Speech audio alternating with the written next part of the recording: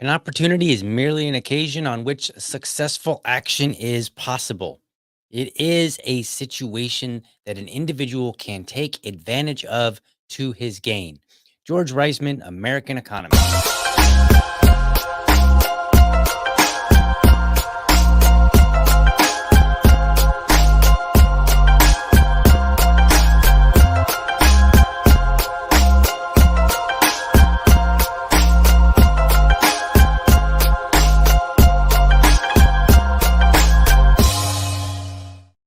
All right. Welcome to another morning episode of the LibertyDad podcast, a discussion on politics and culture. If you're tuning in live, I want to especially thank you for giving me your time so early. Goodness, we're going to talk about Donald Trump attending the Libertarian Party convention coming up this at the end of this month. So the national convention is slated to happen from the 23rd to the 26th. That's Thursday through Sunday. And an invitation was sent out to Donald Trump and President Biden to attend. Why is my microphone being uncooperative here? I don't know what you're doing here. All right. Anyway, let's see what we got there. Apologies for that, folks. All right. So Donald Trump is going to be headlining our event. Like, what? That's crazy, right? Because the Libertarian Party National Convention is for libertarians, for libertarian candidates. So why would we invite a Republican, and of all Republicans, a one who's bombastic and basically out for himself? I mean, let's not make any bones about it. Donald Trump isn't coming to the party to learn about libertarianism. There's no, like, why would he need to? Right. So on the surface, there's an argument here that, well, maybe this is a bad idea. Right. But then again, maybe it's an opportunity. Thus the quote at the very beginning. So I want to tell you, like, I kind of want to break this down into like why I think Trump attending is a good thing. Then I want to talk about some objections, and then I want to kind of give you a word of caution. So that's going to kind of be the path that we take today. So let's start with why Donald Trump attending is, I think, a good thing. It is an opportunity first and foremost. Okay. It and what I mean by this opportunity, the Libertarian Party for 50 years, we have been trying our darndest to get on major debate stages, and we just can't do it. Like we haven't been successful.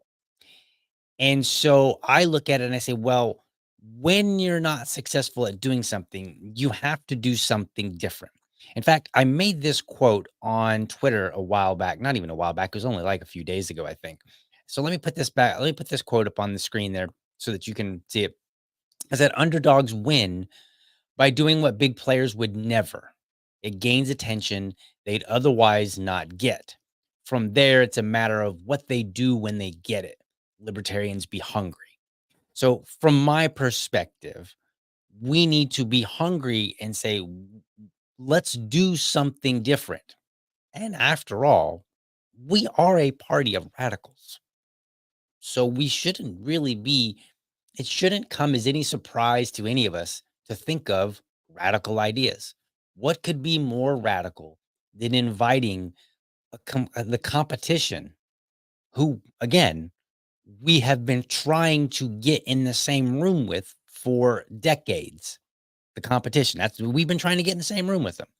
So what, like, it's hard for me to understand how that part itself does not resonate with fellow libertarians. Now I get it. You could still, there's still some arguments, and there are fair arguments why, like, maybe you shouldn't do this. There's always an argument. There's always a good argument why you shouldn't do a thing, right?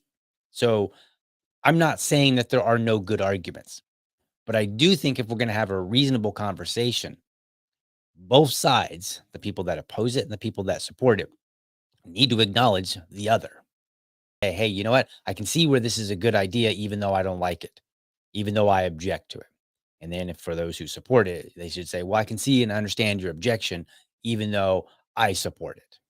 Right? That's what it means to be, rational and think things through. But for me, I look at it and I say, we have to start doing things that are out of the box. And I hate to use these corporate buzz phrases, like think outside the box, but effectively, that's what we're doing. We're saying, all right, well, we can't get on the stage with them. So why don't we bring them to our stage? Now, I'll get into some of the objections there because I'll get into the objections on, like, oh, okay, what are we getting at it? Is he going to really debate? And again, at the very beginning of the show, I said he's not coming to listen. I mean, he might come and listen. I know there's the plan is to vote on some of our grievances that we want to present him, and then I think they're supposed to present the grievances to Donald Trump, and then he's going to respond to these grievances in his speech or something like that. I believe that's the plan for it. And the way what I would say to that is possibly plan for him to do something different, because if he's coming, I think about it. If I go to speak and I'm a big, huge name, and I've already gotten away with a lot of stunts on my own, right? I mean, this is the man that would go to he would go and speak, and he would point at the cameras, and he'd be like, "You CNN and you MSNBC," and he would like point at every single one of them and call them out while their crew are videotaping. So, I mean, he's pulled a lot of stunts. So I wouldn't be surprised if he came and decided that he wanted to talk about something else, or if he just downplayed some of the grievances that we give him, right? Like, he's a big name, he's coming in, and this is a risk, and we should acknowledge that it's a risk, right? And probably sounds like I'm not really making a good strong case for it. But I think what we need to do is um we need to lay down the reality, and we need to go into this understanding the risk and the opportunity that are there. And the risk is that he'll come and he'll just do his own thing that has nothing to do with what we even tried to invite him to do. And it's likely that he's not there to learn about libertarian. Now, he's probably going to be there to woo libertarian voters. I do agree with that. I mean, obviously he has to, because otherwise it would make no sense for him to come whatsoever. If he did, and so this is part of that opportunity. I think if you extend an invite to candidates from the big two to come to your event, competitors who normally could just brush you off and say, well, whatever, you guys, you're just election spoilers at best, nothing, at worst, right? And if you invite them and one of them at least shows up, that says something. Now, exactly what? I'm not really sure. I'm not on his campaign, but I presume, because it's politics, that he's looking for our votes. I believe there's a quote from Thomas Sowell, the economist, and he said something along the lines of, politicians are good at counting two things: votes and money. We're not giving him money, as far as I know. So the only thing that he could be looking to count in terms of what he gains is votes. That's, and that's got to be his hope, is like, I'll go there and I will convince them that they should vote for me. And I'm not worried about that, because we have trouble convincing each other of many things. I mean, we argue and fight. I mean, think about just the division between the anarchist and the minarchist, right? Those who want no government and those who are comfortable with some small level of government. I mean, we argue all the time. We don't convince each other. So the likelihood that, so am I worried that he's going to come and convince large swaths of libertarians to vote for him all of a sudden? No. In fact, I would argue that anybody that plans on voting for anybody that's going to vote for Donald Trump in the general election already has it in their mind. They already do. There isn't anybody to be convinced from the Libertarian Party. I mean, there might be one or two, but like on any large scale, in any scale that's meaningful to be concerned about, no, I don't think so. And I think this is a testament to who we are. Like, we are a bunch that kind of has our mind made up, and we're very, very difficult to change. That's sometimes good, sometimes bad. But I think, going back to my point here, the underdogs have to do something that the big players would never do, because they need to gain attention. I want to tell you a couple of interesting stories here. So there was and I looked and I tried to find the clip. I remember watching it like on MTV years ago. And I don't remember who the musician is. I believe it was a famous rapper, but I'm not really sure. I'm almost positive that it's a famous rapper, but I couldn't tell you which one, and I couldn't tell you who the other person was. But there was a story that I was watching some one of those, highlights where they're going through and they're talking about, different people in the music scene and whatnot. And they were talking about this rapper who had an assistant, I believe. And they noted that the assistant was able to leverage their boss's celebrity status to gain their own.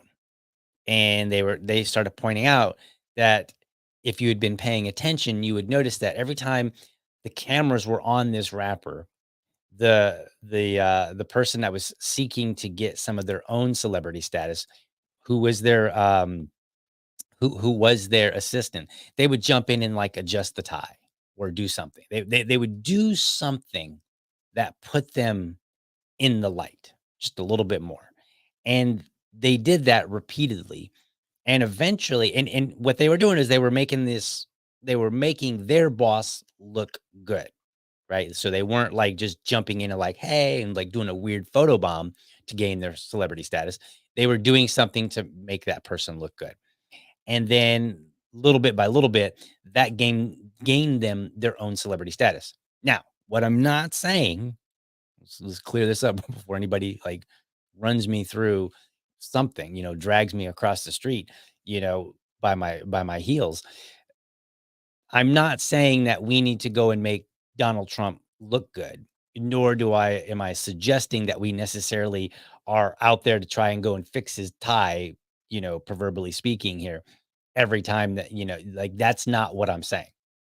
What I'm saying is that when you're the underdog, you have to find clever and creative ways to gain your own status, to figure out how to compete. The big 2, they already can compete with each other, and they sort of do, but sort of not, right? Like, they kind of do or whatever. But they have money, they have the notoriety, they have all the authority, like, when I say authority, I mean, like, they have people that are already in office, they have people that control, like, the debate stages, like, they have these connections, right? We don't have these. So what we have to do is try to leverage what we can similarly, but not quite the same. I mean, again, we're not out there to try to make the other parties look good. In fact, you could make the argument that we're there to make them look bad. And maybe I'll address that in a moment. But the point here for this story, and the point with the underdog and talking about opportunities, is that opportunities are something that you seize, that you create. So I want to read you something, and I've read from this before. This is the book. Where did it go here? So George Reisman, who I quoted at the beginning of the show, he has this book, and I don't have it up on the screen, but he's got I've got a book of his, and it's a digital book, and he's got this essay. It's called "Freedom of Opportunity, Not Equality of Opportunity." And the majority of most of this is not. I've talked about this on past shows where we talked about opportunity, and I just want to quote one thing from that, where he said, "Finally, what needs to be understood about opportunities is that they can be and regularly are created by individuals. Indeed, opportunities are themselves products of human thought and action." Okay, so what he's saying here is that we create opportunities. I think that's what we're doing here. So now the question is, well, what is the opportunity? We think the opportunity is different for any individual. So for instance, I'm taking the opportunity to talk about it. So now somebody's going to see, they're going to, when they do a search on Rumble or when they do a search on YouTube, they type in Trump, libertarian, or just Trump or libertarian or any of the other keywords that are or related words. Hopefully my podcast episode will pop up, right? And they will see me talking about it. And, I even have a thumbnail where I've got a picture of Donald Trump. So they'll see that, if they happen to come across a whole bunch of different thumbnails and they see mine, hopefully they'll be like, oh, well, look, let me see what this guy's talking about. Right. So I've created just tiny little opportunity off of Trump. And this is what I'm talking about. And I'm not here to make him look good. I'm here to talk about the Libertarian Party and liberty in general. But this is how you create opportunities. So I think it's good because we are essentially bringing somebody who has a lot of attention on him to us. We've not been able to get us to them. We're bringing him to us. So I said, hey, you know what? That sounds to me like a second best idea. The best idea would be to get our candidate on the stage with him, with Biden or whomever it would have been, if it was somebody else. That would have been the best opportunity. But since that one's not available, we have to make our own. And this is what our chair of the LNC, Angela McArdle, did. She went and she created this opportunity and said, I'm going to invite Biden. I'm going to invite Trump. Right. And I think maybe they might have invited some of the other ones. I'm not really sure. But you have to create these and then you have to pounce on them. And what I've been seeing online is just arguing back and forth. Well, at this point, it's a done deal, libertarians. So now what are you going to do about it? Are you going to now seize the opportunity and work, use it to your advantage? Or are we going to continue to argue about it? Because I don't think that's arguing about it is not going to get us anywhere. We can argue. I can get off this podcast today and I can get on Twitter and I can argue with people and be like, this is why Trump's good. Not Trump's good, but this is why it's a good idea that Trump comes. And you could say, no, it's not. It's a terrible idea. Yada, yada, yada. And we can argue back and forth. And all that arguing is not going to do a darn bit of good for us. Not one bit. And it is a done deal at this point. Now, if the delegates decide, hey, you know what? It's a done deal. We're going to work with what we got, but we don't like it. And we're going to toss Angela out. Though, then so be it. That's how it works out, right? Like that was her risk to take. She took this risk, but now he's coming. So now you figure out what to do with it, right? And this is the nature of any opportunity. Opportunity is about finding how you can work with the situation presented to you, right? Or creating something if you don't like the particular situation. And the particular situation, again, in this point, at this moment, was we cannot get our candidates on their stage. Okay, so we're going to bring their candidates to our stage. Let me talk about some objections here. The first biggest one is like, oh my God, he's a Republican. Yes, he is. He is a Republican. We are libertarians. We are not the same. There's a little bit of overlap here and there. And a lot of that overlap depends on which Republicans we're talking about. If you're talking about the more grassroots Republicans, then yeah, I think we share a little bit more because they actually want smaller government. But if you're talking about the establishment, well, then no, there's a lot that we don't share with them. But I'm okay with that because the whole goal of our candidates is to get them on the stage, a stage with them.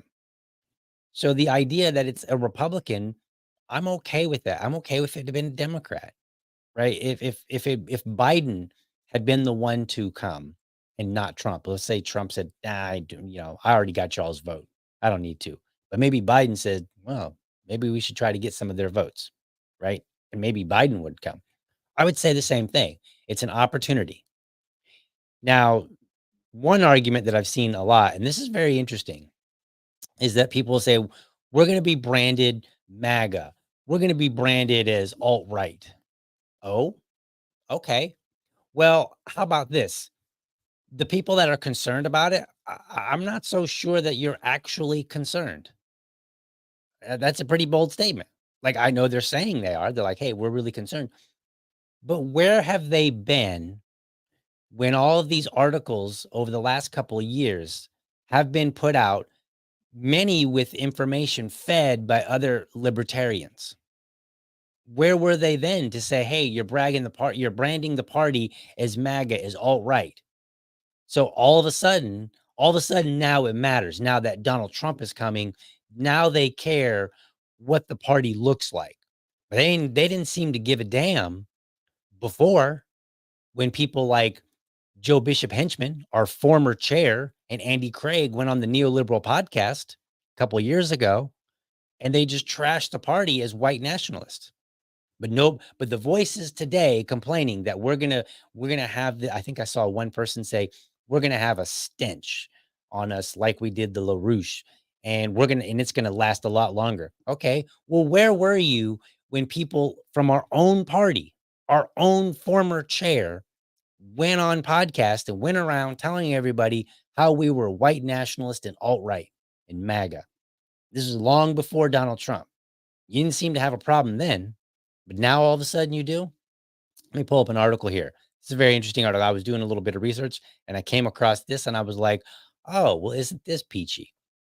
And it's where I got the thumbnail graphic, by the way, for my show today. I decided to steal it because I was like, you know what?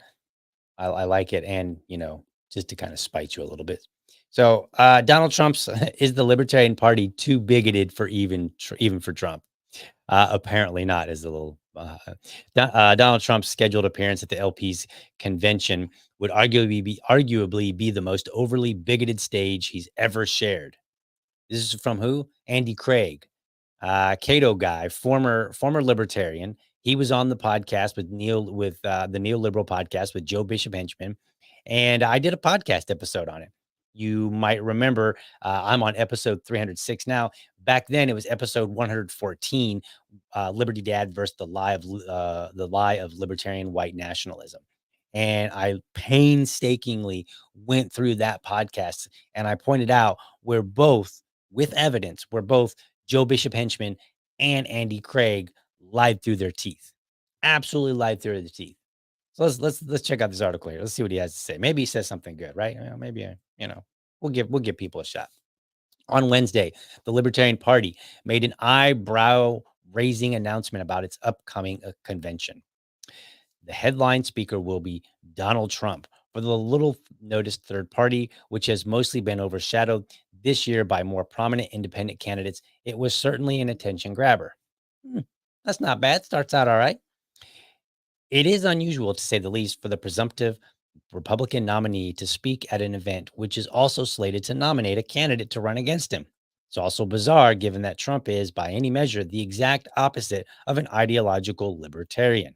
Okay, cool. So looks like, at least on this point, Andy Craig and I agree. Republicans and libertarians are different. Okay. But beneath the I can't say that word today. Beneath the incongruity, there is a certain logic on both sides of this odd exchange. Trump, for his part, obviously seeks to undercut a perceived spoiler threat. In 2020, the Libertarian candidate Joe Jorgensen exceeded Biden's margin of victory over Trump in several swing states.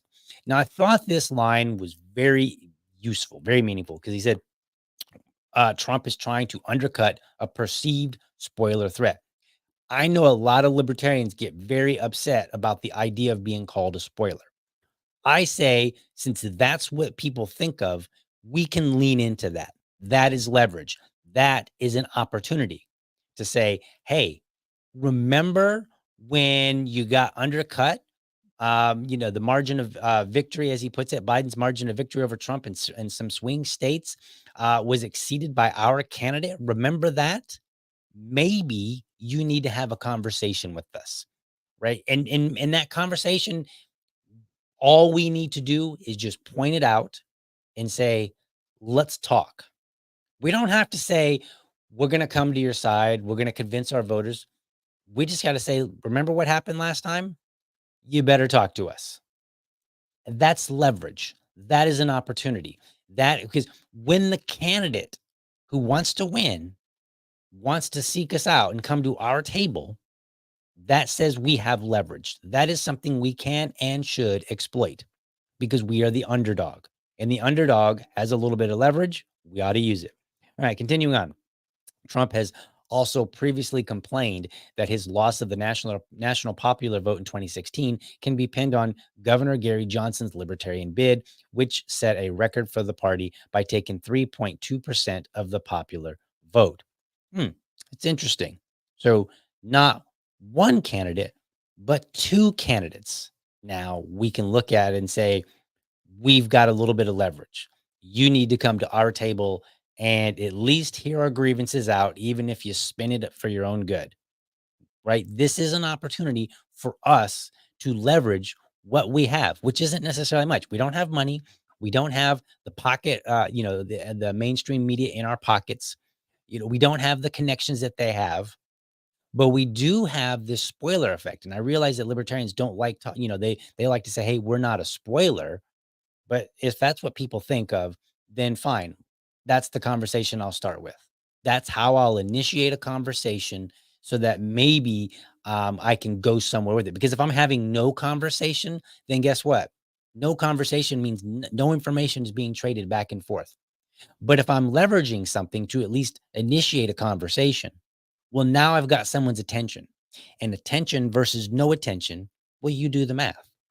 All right, let's see what else he's got here. Republicans have long seen the Libertarian Party as costing them winnable elections, pulling away more GOP leaning voters with its small government message.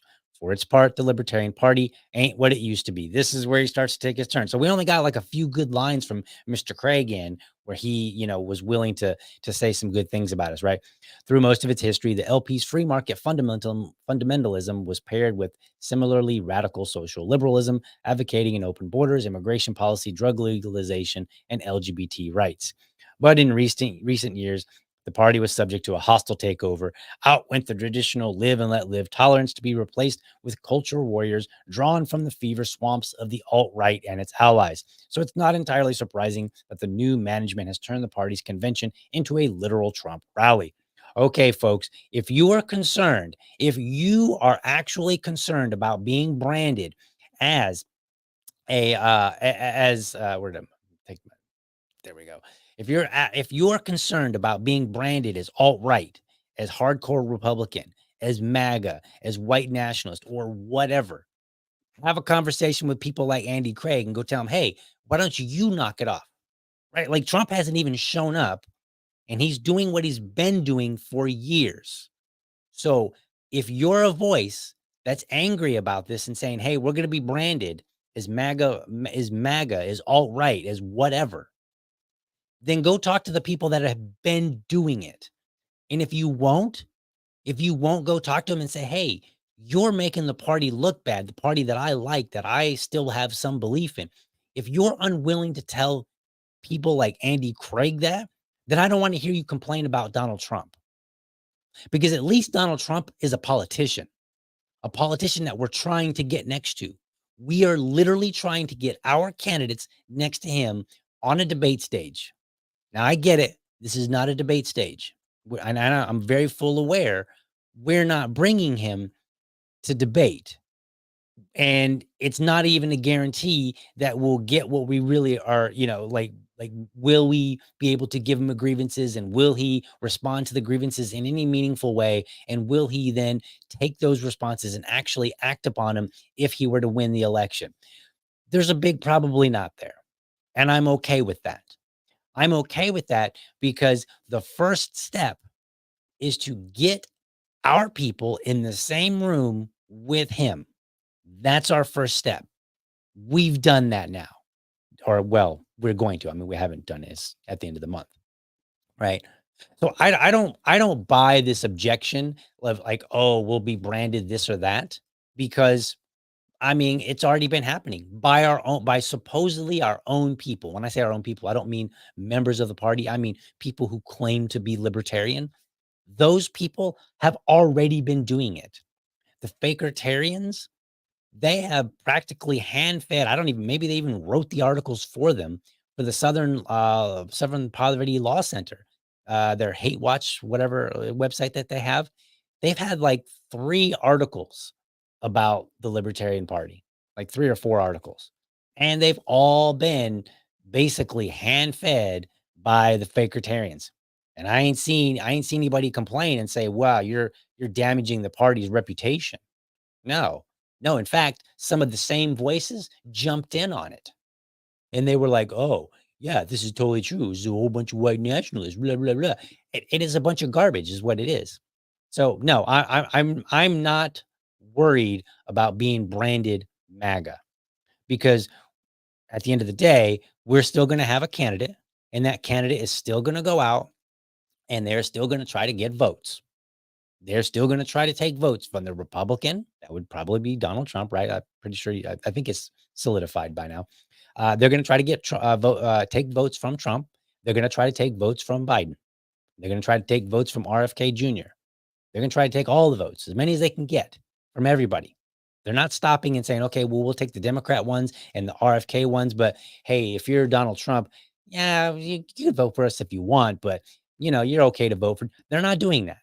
We're still going to go out and try to, and that's going to, so this, to me, that argument washes away because we are literally in the business of rubbing shoulders effectively with other politicians, and politics is a nasty sport. It is. I mean, I was talking to a member the other day. They're like, man, look at all these nasty things that are coming out. And I'm like, yeah, it's politics. It's election season. Like every vile thing that you can think of is going to be said. In fact, I'll tell you, our local affiliate is hosting a school board forum this coming Saturday. And there's no libertarian members running for school board here locally. And one of the school board candidates had to drop out due to some family issues. And man, I tell you what, within maybe like an hour or something of that information coming out publicly, I saw just people just trashing the guy. And I was like, geez, like you guys are brutal, right? Like it's election season. Elections and politics are a full contact sport. So, and people are going to say everything about you. They're going to call you MAGA. They're going to call you this. They're going to call you that. Like, get used to it. And the closer you get to any meaningful anything, the more you're going to hear it. Because if you aren't doing anything, there's nothing to criticize you about. Like, if you're really a nobody, people don't criticize the nobody. They criticize the somebody who has some level of threat. So whatever, like it is what it is. Some other objections. What do we get out of it? This is one I've seen a lot. We get what we create. That's what we get. So again, we're the underdog. We reached out and we said, hey, President Biden, President Trump, will you come out and speak to our delegates, or will you come out? I'm not sure how the conversation went, but they reached out and said, hey, will you attend our convention? And President Trump agreed. President Biden hasn't said anything. Pretty safe that he's, I mean, it could happen, but I doubt it's going to happen. Okay. So that was the first, as I said, creating your own opportunity. And are they going to reciprocate? Of course not. They're not going to reciprocate. Why would they do that? Why would they bring our candidate to try to convince their voters away when they're already sending their candidate to convince our voters, which suggests that they need our voters? So it doesn't make sense that they would like, if they're already hurting and potentially see a problem, and to the point that they're willing to send their guy out to our convention, then no, it doesn't make sense that they would bring our guy in to speak to them at their convention, because that would just increase that threat even more. Okay. But again, this is not about you scratch my back, I'll scratch your back. This is we're scratching our own back. We're saying, hey, why don't you come out? And we feel confident that our members aren't going to be persuaded by anything that you're going to say, because if they were going to be persuaded, they already would be. And then now we have a bigger opportunity to do what? Well, it depends. Depends on what we do with it. Are we going to create more opportunities out of this? And what should those be? I can't really say. And every libertarian should understand that, because we talk all the time about the free market. Let the free market handle it, right? We say, get government out, let the free market handle it. And then people say, well, how will the roads get built? Or how will this happen? How will this happen? We have some generic answers, right? We know that the roads are going to be built by people that build roads, right? Those companies. How will they be? How will that happen exactly? We're not really sure. The market will do something. It will figure out an answer, and we can speculate what that answer might look like. But then if we give it to the free market, it could look entirely different. And it's the same concept here. right? This is not really a free market, but it's the same concept where there's opportunity, and it's just a matter of what individuals do to try to seize upon that opportunity and make the best out of it for our advantage. So again, we could argue about this. We could worry about the Andy Craigs of the world who have been busy trying to brand us as, all this negative stuff for years now. Or we can just simply focus on the opportunities and say, how can I take advantage of this for my party? What advantage can I? And I don't have those answers. But I think that among some 1,000 delegates, there should be some people that can figure out some opportunities. I want to go back to the Twitter post that let me pull that Twitter post up again here real quick. I want to go back to that, and I want to read something that followed my comment on it, because I thought it was very good. So let's bring that back up. So here's what I said: underdogs win by doing what big players would never. It gains attention they'd otherwise not get. From there, it's a matter of what they do when they get it. Libertarians be hungry. And then this interesting comment by David Hines. I hope I got that right. Creating an opportunity and using it properly are two different things. I think that the LNC has created a good opportunity, and now it is up to us and the LNC to some degree as well to make sure we make good use of it. If you don't make good use of it, then we've squandered an opportunity. It's there. It's for the taking. And we now just need to figure out, what are we going to do with it?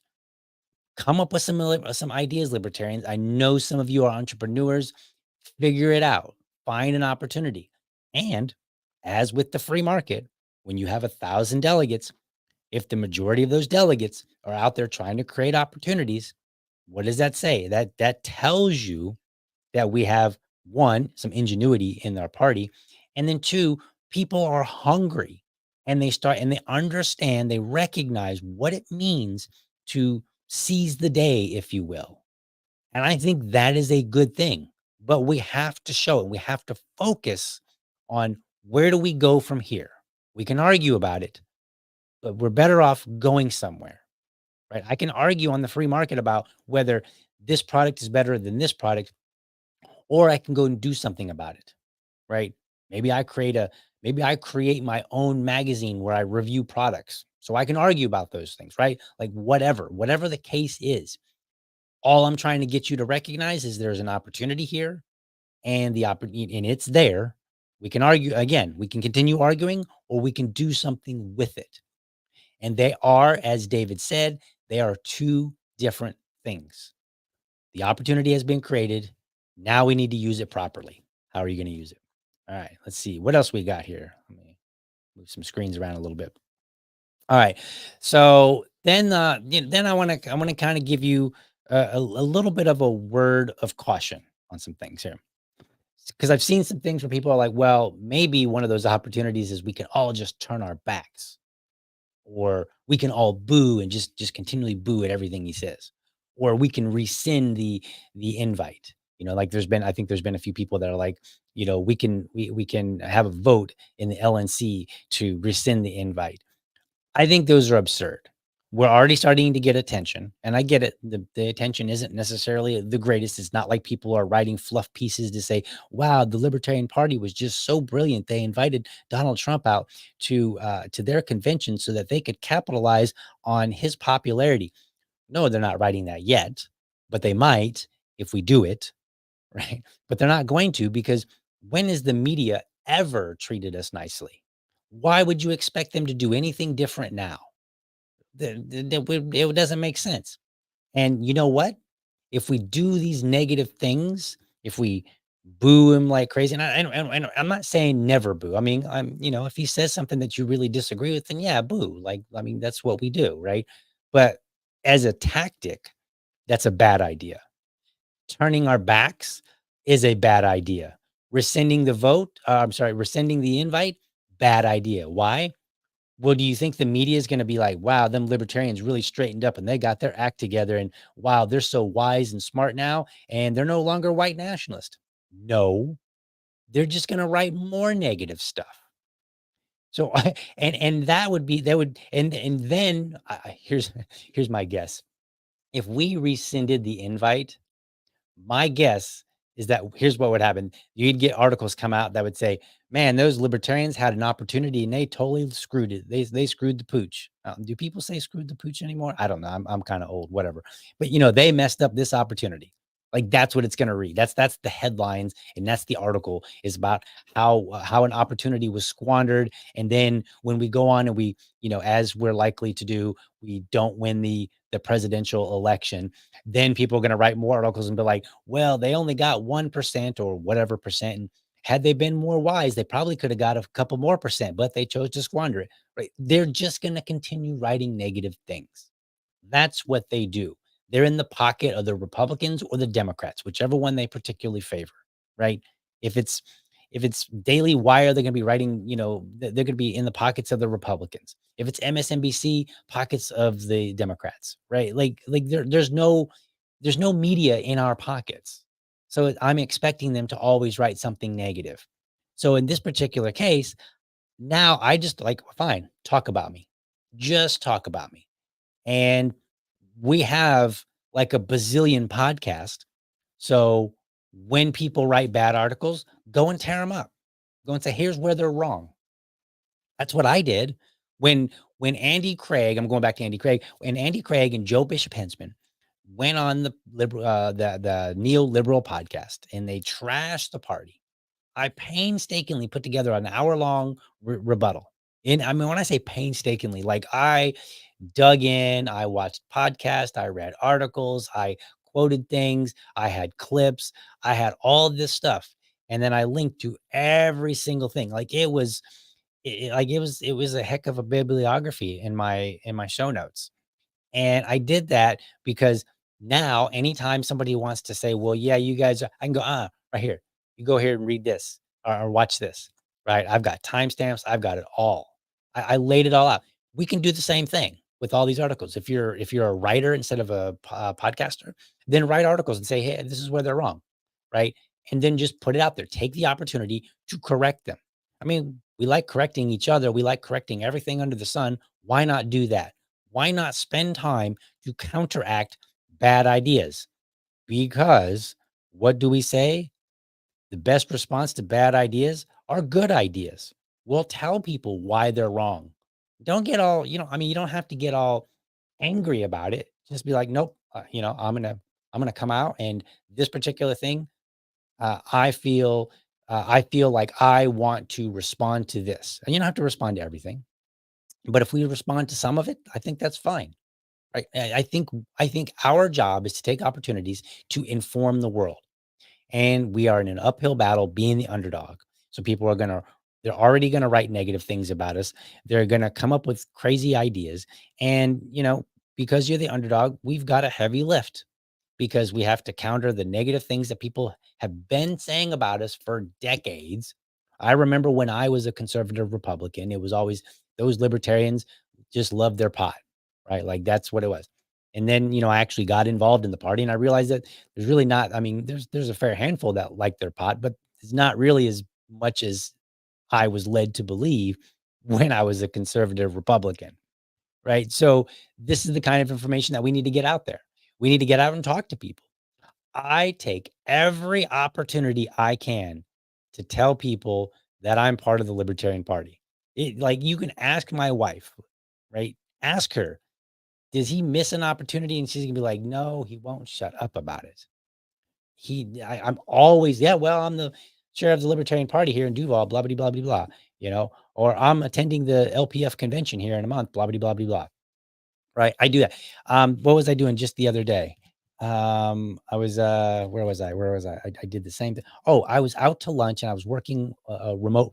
So I normally work from home and I was working remote. I was at a restaurant and I had my laptop out for lunch and I was working on the design for the upcoming school board election. Some of the promo material that we were working on. And I'm not really a good designer, but I was working on it. And so when my server came over, she was like, is there anything else? And I was like, well, actually, and I said, and I told her, I said, I'm the chair of the Libertarian Party. We're getting ready to hold a forum for the school board candidates coming up on May 11th. And I said, would you look at this design and give me your thoughts? Right? Like I just created an opportunity. That's all I did. I was just like, hey, can I? And that was it. And she looked at it and she's like, oh, yeah. And she gave me some of her thoughts or whatever. And then that was that. Right? You have to create opportunities. You have to just constantly seek them. You have to think of politics like you were an entrepreneur. And this is why I think that we shouldn't do foolish things like turn your back on somebody or boo or rescind the invite, because those are negative things that aren't going to bring you any reward. They're not going to, that's not going to, like, okay, yeah, you'll get to say, oh, I was principled, but I'm not even sure that's a really good argument. Is somebody going to vote for, if we were going to get votes because you were so principled that you wouldn't even talk to somebody or you wouldn't even let them in the same room with you? If you're that principled, if that was gonna work, wouldn't some of our principled behaviors have already worked? But, I mean, we've already not invited people to our party, right? We've already been stubborn and obstinate. If that was going to work, wouldn't it have already? No. Well, yes, it would have. I said that wrong. Yes, it would have, and no, it won't, because that's not how opportunities work. You don't create opportunities for success by creating negative situations.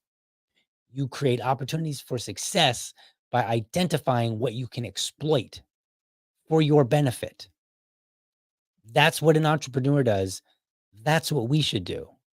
For a party that talks about how much they're about economics and, independence from government and financial freedom, I would think that this comes supernatural to us.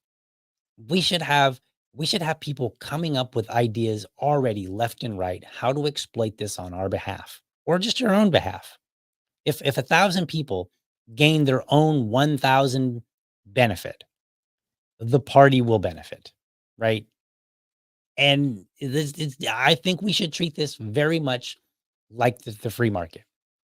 And when we do that, we have to remember this is not a silver bullet for anything, not for popularity, not for votes. This is nothing more than an opportunity for us to take and run with.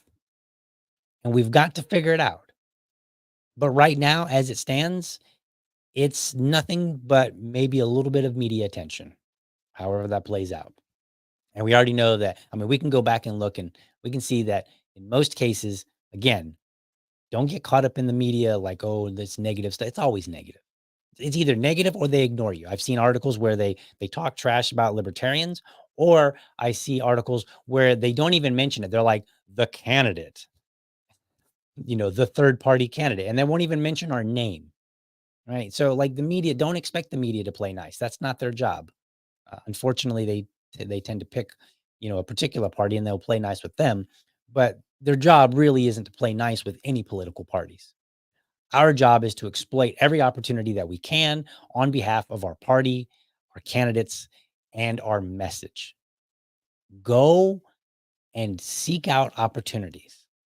And I could give you story after story of how this happens, right? Like but I shouldn't have to, because you should already be thinking. You should probably be turning off my podcast right now so you can go scribble down some ideas and flesh them out. Like that's what you should be doing. I mean, I don't want to really, I mean, I don't really mean literally turn off the podcast. Hey, wait, come back, come back. Okay. So that's my thoughts today on Donald Trump attending the convention. I hope it's a success. What does success look like exactly? Well, I don't know. I mean, we're going to do the standard things. We're going to work on some of our business and do some bylaws and stuff like that. We're going to elect new leadership, or the same ones, whichever, we're going to elect leadership. We're going to elect our candidates. And I think the success will be if we can take whatever opportunities are available to us and exploit them for our behalf. Like it's a very generic. It's not measurable. It's not the best level of it's not the best definition of success for us. But I think what it is just hopefully a little bit of motivation, a little inspiration for people to say, you know what? I want to try to make something happen. So do it. Go out and make our party successful because we're already going to do all the normal things. And I think that really concludes my thoughts. There are a few more comments than I was prepared. I was trying to talk and I didn't really get to see all the comments in here. So let's see here. Um, this is funny. You just disqualified Trump with reasonable conversation. If you're saying I disqualified him as a candidate, well, sure. Do I disqualify him as attending? Not necessarily, because I don't need somebody to be reasonable to bounce off of their popularity. In fact, maybe the fact that they're unreasonable gives me an opportunity to bounce off of their popularity. Let's see, what else do we got here? Do do do do do. Yeah, this is a fair one. All right, I think the main scum media will start reporting that libertarians back Trump. That's always possible, right? And how do we handle that? We handle that by sticking to our guns like we always do, by sticking to our principles. That's where our principles come into play. Hey, you know what? We talked to him about Julian Assange. We talked to him about ending the Fed. We talked to him about, whatever. And we talk about those things. And then when people say, why did you invite Trump? Well, we invited Trump so that we could tell him in person some of the things that were important to us. What's important to you? Well, it's important to me that we end the Fed because of these reasons. It's important to me that we pardon Julian Assange. It's important to me that we get out of wars, that we stop spending money, that we stop doing this. And by telling people that, it makes it clear that our positions are not the same as Trump's positions, unless he supposedly somehow goes and implements all those things, which of course is not going to happen. But if he were, then I would be okay with like, oh, okay, well, he did all these things that I wanted him to do. Okay, well, then in some way, I guess maybe I was supporting him. But in the beginning, we just need to be clear about what our positions are. And I'm always clear to people when I talk to them. None of my friends and most of my friends, when I leave, when I'm not at a libertarian event, most of my friends are not libertarians.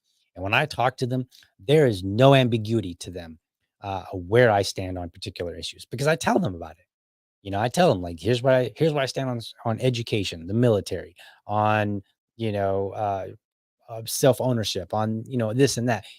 Whatever bill is in the news at the moment. I tell them where I stand. I don't have to worry about people mistaking me for a Republican because I tell them where I stand. I don't tell them I'm not a Republican. I tell them here are my positions. We can do the same thing. Here are our positions. This is what we stand by, right? This is what we promote. This is what we oppose. And people can figure it out. They don't need us to argue and say, well, we can't have this guy here because people will start thinking that we're Donald Trump. Just make sure to get the word out what our positions are. Get that out. Make sure people are under they're under no illusion of what our positions are. Break it down as easy and simple as possible so that in 2 minutes you can explain any position that we have with somebody and they can walk away and understand exactly where we stand, which will allow them to know exactly how we're different from the Democrats, the Republicans, independents, the Green Party, whoever, right? I don't need to try to worry about anything other than communicating my positions. That's it.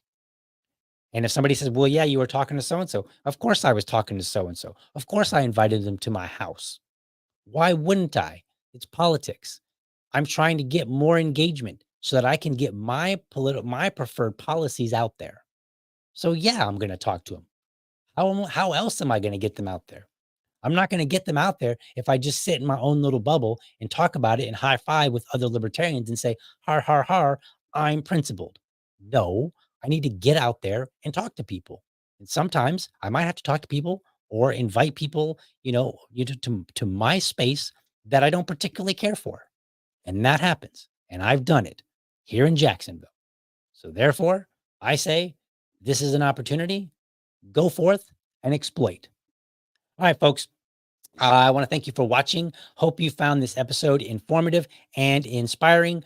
I want you to be sure to catch me Monday through Friday, 7 a.m. Eastern, for an informed discussion on politics and culture. Make sure that you are subscribed to my YouTube channel or my Rumble channel. You can go to youtube.libertydad.com. You can go to rumble.libertydad.com. While you're there, let me know how I'm doing by leaving a comment if you're watching at a later point. Last but not least, I want you to remember, if you're a champion of liberty, your business is people and your product is liberty. I want you to have a great week. Catch you next time. But for now, I'm out.